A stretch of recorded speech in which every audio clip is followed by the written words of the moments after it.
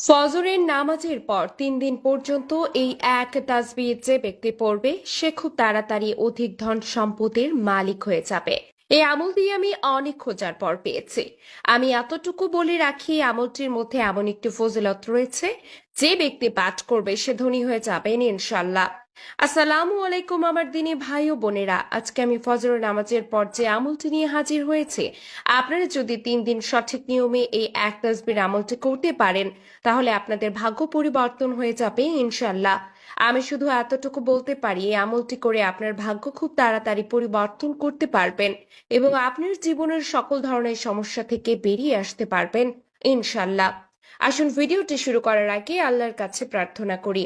হে আল্লাহ, আমাদের সকলকে হালাল রিজিক দান করুন এবং যার যে সমস্যা আছে আপনি সমাধান করে দিন। ভিডিওটিতে একটি লাইক ও শেয়ার করে পাশে থাকবেন। আমার ভাই ও বোনেরা, আজ পর্যন্ত এই আমলটি যারাই করেছেন তাদের ভাগ্য আল্লাহ তাআলা খুব তাড়াতাড়ি পরিবর্তন করেছেন। তারা আল্লাহর কাছ থেকে এত ধন সম্পদ টাকা পয়সার মালিক হয়েছে যা তারা কল্পনাও করতে পারেনি। আরেকটা কথা মনে রাখুন, আপনি যদি আল্লাহর কাছে চাওয়ার মতো চাইতে পারেন, মহান আল্লাহ তাআলা আমাদের সৃষ্টিকর্তা কোনো চাওয়াই আপনার অপূর্ণ রাখবেন না ইনশাল্লাহ। আপনারা যদি আল্লাহ তাআলার রহমতের প্রতি বিশ্বাস থাকে, আল্লাহ আমাদের রিজিক দাতা পালন কর্তায় জিনিসের উপর পূর্ণাঙ্গ বিশ্বাস রাখতে পারেন, তাহলে এই একটি আমলই যথেষ্ট হবে।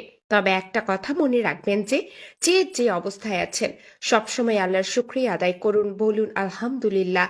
দেখবেন আল্লাহ তাআলা আপনার রিজিক বৃদ্ধি করে দেবেন আর রোজগারে বরকত দেবেন।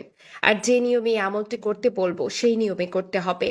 এই আমলটি ভালো ফলাফল পেতে আপনাকে অন্তত যে ৩ দিনে আমলটি করবেন ওই দিন ও তার পরের ৩ দিন কোনোভাবেই নামাজ বাদ দেওয়া যাবে না। পাশাপাশি বেশি বেশি করে আল্লাহর শুকরিয়া আদায় করতে হবে।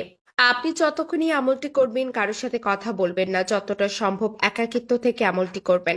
আমলটি হলো, আপনি ফজরের নামাজ শেষ করে জায়নামাজে বসে সর্বপ্রথম ৭ বার দুরূদ ইব্রাহিম পাঠ করবেন, এরপর ১০১ বার ইয়া সামিও পাঠ করবেন, তারপর ইয়া জামিও ১০০ বার পাঠ করবেন, সর্বশেষে আপনি আস্তাগফিরুল্লাহ ১০৭ বার পাঠ করবেন ইনশাল্লাহ। এই নিয়মে পাঠ করলে আল্লাহ তাআলা আপনাকে এমন ভাবে ধন সম্পদ দেবে যা আপনি কল্পনাও করতে পারবেন না। রাসূলুল্লাহ সাল্লাল্লাহু আলাইহি ওয়াসাল্লাম বলেছেন, আমার কালিমা লা ইলাহা ইল্লাল্লাহু মুহাম্মাদুর রাসূলুল্লাহ সাল্লাল্লাহু আলাইহি ওয়াসাল্লাম যে অন্যের কাছে পৌঁছে দেবে, আমি তাকে নিয়ে জান্নাতে যাব। সওয়াবের আশায় ভিডিওটা শেয়ার করুন। হে আল্লাহ, আমাদের সকলকে ৫ ওয়াক্ত নামাজ পড়ার তৌফিক দান করুন, আমিন। ইচ্ছে করে রোজা কাজা করার ক্ষতি। নবীজি সাল্লাল্লাহু আলাইহি ওয়াসাল্লাম বলেন, যে ব্যক্তি কোনো কারণ বা অসুস্থতা ছাড়া রমজানের একটি রোজা পরিত্যাগ করবে, সে যদিও রোজার পরিবর্তে আজীবন রোজা রাখে, তবু এই এক রোজার ক্ষতিপূরণ হবে না। তিরমিজি হাদিস ৭২৩।